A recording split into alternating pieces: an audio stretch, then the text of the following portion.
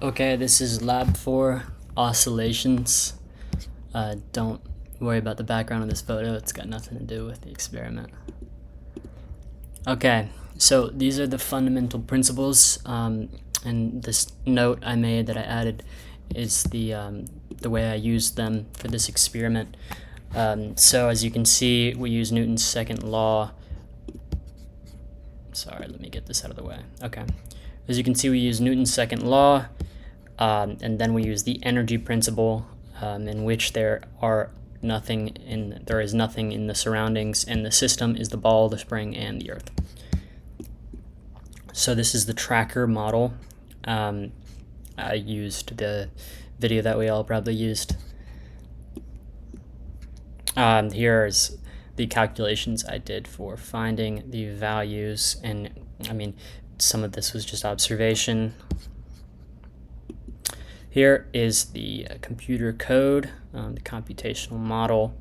So as you can see here, we ended up using lots of physics fundamental principles. We had to define the energies and give them values based on what we learned about throughout our lectures. So like as you can see, for example, with this one, it's just mg times the change in y, and same for the potential energy in the spring. So this is calculating the oscillation periods and the spring stiffness. This is part of the what does it mean section.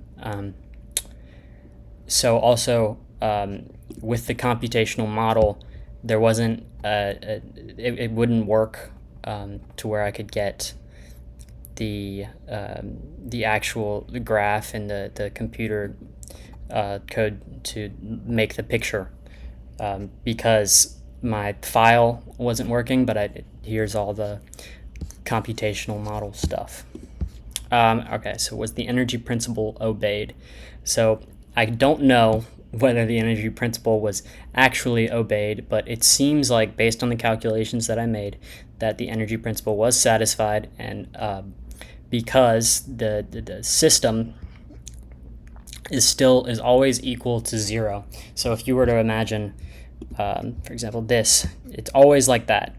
There's never any energy in the surroundings because there isn't anything in the surroundings. So this has been Lab 4 Oscillations.